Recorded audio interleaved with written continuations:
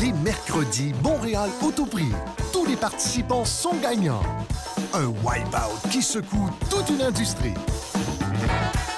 Qui sera notre 5e finaliste mystère? Qui est ce beau gosse? Qui aura la chance de se faire maltraiter par la plus grande course à obstacles au monde? Tant de questions qui resteront sans réponse si vous n'écoutez pas ce soir la grande finale de Wipeout Québec.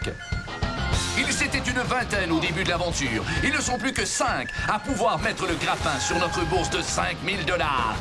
Oui, la compétition risque d'être intense alors que l'un de nos concurrents détient le record mondial en qualification. Les Québécois sont fiers et orgueilleux. C'est pourquoi la zone Wipeout est faite sur mesure pour eux. Mettez votre télécommande dans une craque de sofa, car voici votre divertissement préféré, Wipeout. Bonsoir et soyez les bienvenus à cette grande finale Wipeout. Effectivement, genre, 4 gars et une fille qui auraient d'excellentes chances d'échouer un test d'antidopage. Ben, tu veux dire plutôt que ce sont des athlètes de haut niveau, sains de corps et d'esprit. Non, je veux dire qu'ils prennent des pilules, Jacques. Bon, eh bien, ça débute dans la controverse et tout de suite, description de la zone. Et on part la champe avec notre célèbre descente qui remonte le maillot dans la craque bien comme faut pour ensuite passer à la rampe de tonneau en furie qui n'ont qu'un seul objectif, vous écrapoutser, Jacques. Si vous survivez à ça, vous longez le mur d'eau Whiput qui mène à la plateforme rotative qui vous fera sentir comme un bas à spin. On passe ensuite au parc épique qui est responsable jusqu'à présent de plusieurs changements de sexe auprès des messieurs. Viennent ensuite les trampolins qui nous font rebondir vers la plateforme où on peut arrêter le chrono.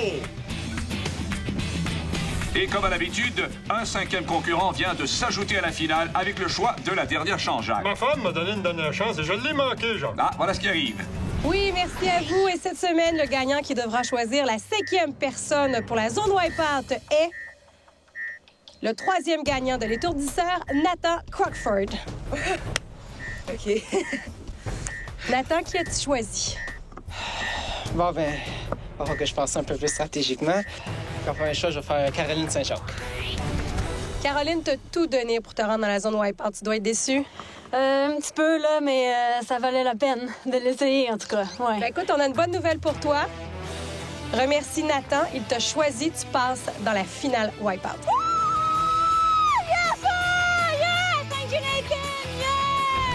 Aïe, c'est fou comment une fille peut crier aigu, mais Barney vient de fendre, genre. Maintenant, tableau des finalistes qui est commandité par la fruiterie Poitras qui vous rappelle que ces raisins ne contiennent aucune tarentule.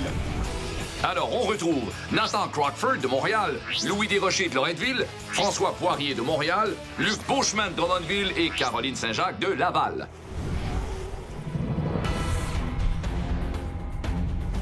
Eh bien, ce jeune barbu de 23 ans, Louis Desrochers, travaille au Costco pour s'assurer que les allées sont bien pleines, genre. Voilà une mission qui ne doit pas être facile, Jacques. Et comme dans une grande vente, Louis s'est propulsé dans toutes les directions pour saisir sa chance en séance de qualification. Et c'était la pitoune graissée, genre, qui a vraiment impressionné tout le monde en traversant d'une shot. Louis! Et puis, comment vas-tu? Ça va très bien. Oui, tu regardes derrière toi, justement. La zone Wipeout, elle est là. Elle est pour vrai derrière toi. Tes impressions? Ça a l'air d'être une très grosse épreuve. Ça fait quasiment peur, mais ça devrait bien aller. Ah, qu'est-ce que je fais ici? Adieu tout le monde. On se revoit au bout.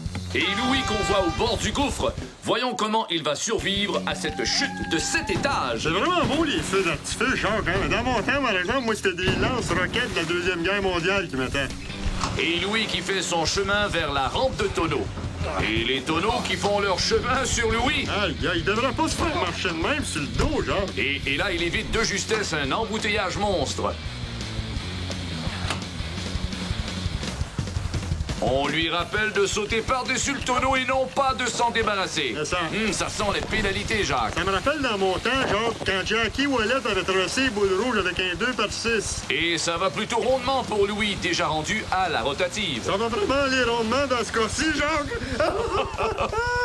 Et il se stabilise en saisissant le mamelon numéro 4.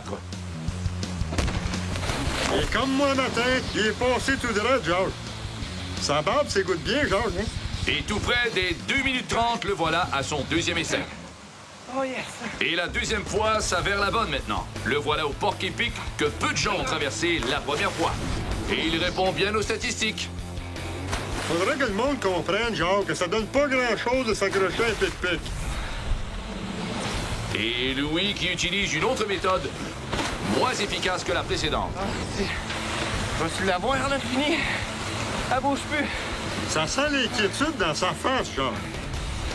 Oh my God. Et il utilise son stress pour se rendre jusqu'à la trampoline numéro 1.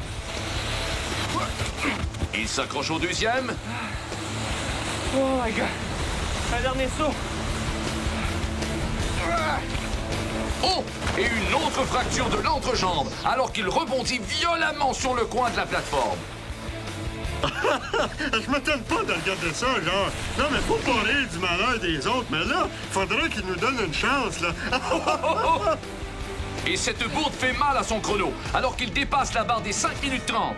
Et encore une fois, pour Louis, la deuxième est la bonne, alors qu'il arrête son chrono à 5 minutes 36 secondes. Louis, soufflé?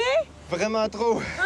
Je pensais jamais finir, mais j'ai poussé jusqu'au bout. Louis, je dois quand même te dire que parce que tu as poussé 2 barils, tu les as pas enjambés, tu as 20 secondes de pénalité, donc 10 secondes par baril, 5 minutes 56. C'est pas mal. Je suis content.